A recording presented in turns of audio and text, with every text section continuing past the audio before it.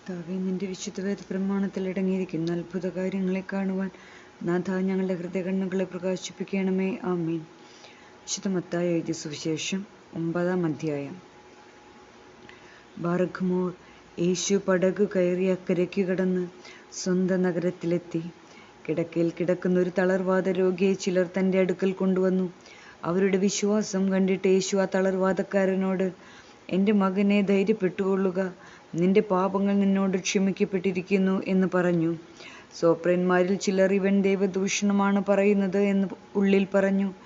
യേശു അവരുടെ ചിന്തകൾ അറിഞ്ഞിട്ട് അവരോട്, നിങ്ങളുടെ ഹൃദയത്തിൽ എന്തിനു തിന്മ വിചാരിക്കുന്നു? ഏതാണ് പറയുവാൻ എളുപ്പം, നിന്റെ പാപങ്ങൾ നിന്നോട് ക്ഷമിച്ചിരിക്കുന്നു എന്നോ, നീ എഴുന്നേറ്റ് നടക്കുക എന്ന് പറയുന്നതോ? ഭൂമിയിൽ പാപം മോചിക്കാനുള്ള അധികാരം മനുഷ്യപുത്രനുണ്ട് എന്ന് നിങ്ങൾ അറിയുവാൻ താൻ ആ തളർവാദക്കാരനോട്, നീ എഴുന്നേറ്റ് നിന്റെ കിടക്കയും എടുത്തുകൊണ്ട് നിന്റെ ഭവനത്തിലേക്ക് പോയിക്കൊള്ളുക എന്ന് പറഞ്ഞു. അവൻ എഴുന്നേറ്റ് സ്വഭവനത്തിലേക്ക് പോയി. ആ ജനനിവഹമാകട്ടെ ഇത് കണ്ടപ്പോൾ ഭയപ്പെട്ട് ഇങ്ങനെയുള്ള അധികാരം മനുഷ്യർക്ക് നൽകിയ ദൈവത്തെ സ്തുതിച്ചു. യേശു അവിടം കടന്നു പോകുമ്പോൾ ചുങ്കസ്ഥലത്തിരിക്കുന്ന മത്തായി എന്നു പേരുള്ള ഒരാളിനെ കണ്ട് അവനോട്, നീ എൻ്റെ പിന്നാലെ വരൂ എന്ന് പറഞ്ഞു. അവൻ എഴുന്നേറ്റ് തൻ്റെ പിന്നാലെ പോയി. അവർ ഭവനത്തിൽ ഭക്ഷണത്തിനിരിക്കുമ്പോൾ അനേകം ചുങ്കക്കാരും പാപികളും ചെന്ന് യേശുവിനോടും തൻ്റെ ശിഷ്യന്മാരോടും ഒരുമിച്ച് ഭക്ഷണത്തിനിരുന്നു. പരീശന്മാർ ഇത് കണ്ടിട്ട് തൻ്റെ ശിഷ്യന്മാരോട്, നിങ്ങളുടെ ഗുരു ചുങ്കക്കാരും പാപികളും ഒത്തിരുന്ന് ഭക്ഷണം കഴിക്കുന്നത് എന്ത് എന്ന് ചോദിച്ചു. യേശു ഇത് കേട്ടവരോട്, രോഗികൾക്കല്ലാതെ സുഖമുള്ളവർക്ക് വൈദ്യനെ കൊണ്ട് ആവശ്യമില്ല, കരുണയാകുന്നു ബലിയല്ല ഞാൻ ആഗ്രഹിക്കുന്നത് എന്നുള്ളത് എന്താണെന്ന് നിങ്ങൾ പോയി പഠിക്കുവിൻ. എന്തെന്നാൽ പാപികളെയല്ലാതെ പുണ്യവാന്മാരെ വിളിപ്പാനല്ല ഞാൻ വന്നിരിക്കുന്നത് എന്ന് പറഞ്ഞു. അനന്തരം യോഹന്നാന്റെ ശിഷ്യന്മാർ യേശുവിനെ സമീപിച്ചുകൊണ്ട്, ഞങ്ങളും പരീശരും വളരെയേറെ ഉപവസിക്കുന്നുണ്ട്. അങ്ങയുടെ ശിഷ്യന്മാർ എന്താണ് ഉപവസിക്കാത്തത് എന്ന് ചോദിച്ചു. യേശു അവരോട്, മണവാളൻ തങ്ങളോട് ഒരുമിച്ച് കാലഘട്ടത്തിൽ മണവറക്കാർക്ക് ഉപവസിക്കാൻ കഴിയുമോ? മണവാളൻ അവരിൽ നിന്നും എടുക്കപ്പെടുന്ന ദിവസങ്ങൾ വരും, അപ്പോൾ അവർ ഉപവസിക്കും. പഴയ വസ്ത്രത്തിൽ പുതിയ തുണിക്കഷ്ണം ആരും വയ്ക്കാറില്ല. വച്ചാലോ ആ വസ്ത്രത്തിന് വലിച്ചിൽ വരുത്തുകയും കീറൽ അധികമാകുകയും ചെയ്യും. പുതിയ വീഞ്ഞ് പഴയ തോൽക്കുടങ്ങളിൽ ആരും ഒഴിക്കാറില്ല. തോൽക്കുടങ്ങൾ പൊട്ടിക്കീറി വീഞ്ഞ് ഒഴുകിപ്പോവുകയും തോൽക്കുടങ്ങൾ നശിച്ചു പോകുകയും ചെയ്യാതിരിപ്പാൻ വേണ്ടിയാണ് അങ്ങനെ ചെയ്യുന്നത്. പുതിയ വീഞ്ഞ് പുതിയ തുകൽക്കുടങ്ങളിൽ ഒഴിച്ചു വയ്ക്കുന്നു, അപ്പോൾ രണ്ടും സുരക്ഷിതമായിരിക്കുമെന്ന് പറഞ്ഞു.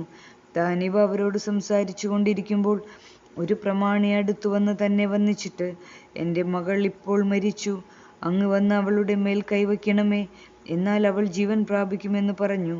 യേശു എഴുന്നേറ്റ് തൻ്റെ ശിഷ്യന്മാരുമൊത്ത് അവൻ്റെ പിന്നാലെ പോയി. കണ്ടാലും 12 സംവത്സരമായി രക്തസ്രാവമുള്ള ഒരു സ്ത്രീ തൻ്റെ പിന്നിൽ വന്നിട്ട് തൻ്റെ കുപ്പായത്തിൻ്റെ വസ്ത്രത്തിൻ്റെ വിളുമ്പിൽ തൊട്ടു, ഞാൻ അദ്ദേഹത്തിൻ്റെ വസ്ത്രത്തിൽ തൊടുക മാത്രം ചെയ്താലും എനിക്ക് സൗഖ്യം കിട്ടുമെന്ന് അവൾ ഉള്ളിൽ പറഞ്ഞിരുന്നു. യേശു തിരിഞ്ഞ് അവളെ കണ്ട് അവളോട്, എൻ്റെ മകളെ, നീ ധൈര്യപ്പെട്ടുകൊള്ളുക, നിന്റെ വിശ്വാസം നിന്നെ ജീവിപ്പിച്ചിരിക്കുന്നു എന്ന് പറഞ്ഞു. അപ്പോൾ മുതൽ അവൾ സൗഖ്യവതിയായി. യേശു ആ പ്രമാണിയുടെ വീട്ടിലെത്തി. ഗായകരെയും ആരവമുണ്ടാക്കുന്ന ജനസമൂഹത്തെയും കണ്ട് അവരോട്, മാറി നിൽക്കുവിൻ, എന്തെന്നാൽ ഈ ബാലിക മരിച്ചിട്ടില്ല, അവൾ ഉറങ്ങുകയത്രേ എന്ന് പറഞ്ഞു. അവരോ തന്നെ പരിഹസിച്ചു. താൻ ജനസമൂഹത്തെ പുറത്താക്കിയ ശേഷം അവളുടെ കൈക്ക് പിടിച്ചു ബാല എഴുന്നേറ്റു. ഈ വാർത്ത ആ നാട്ടിലെല്ലാം പരന്നു. യേശു അവിടെ നിന്നും പോകുമ്പോൾ 2 കുരുടന്മാർ, ദാവീദ് പുത്ര, ഞങ്ങളുടെ മേൽ കരുണ ചെയ്യണമെന്ന് നിലവിളിച്ചു പറഞ്ഞുകൊണ്ട് തൻ്റെ പിന്നാലെ ചെന്നു. ഭവനത്തിൽ താൻ എത്തിയപ്പോൾ ആ കുരുടന്മാരെ തൻ്റെ അടുക്കൽ കൊണ്ടുവന്നു. യേശു അവരോട്, ഇത് ചെയ്യാൻ എനിക്ക് കഴിയുമെന്ന് നിങ്ങൾ വിശ്വസിക്കുന്നുണ്ടോ എന്ന് ചോദിച്ചു. ഉവ്വ്, ഞങ്ങളുടെ കർത്താവേ എന്നവർ പറഞ്ഞു. അപ്പോൾ താൻ അവരുടെ കണ്ണുകൾ തൊട്ട്, നിങ്ങൾ വിശ്വസിച്ചതുപോലെ തന്നെ നിങ്ങൾക്ക് ഭവിക്കട്ടെ എന്ന് പറഞ്ഞു. ഉടനെ അവരുടെ കണ്ണുകൾ തുറക്കപ്പെട്ടു.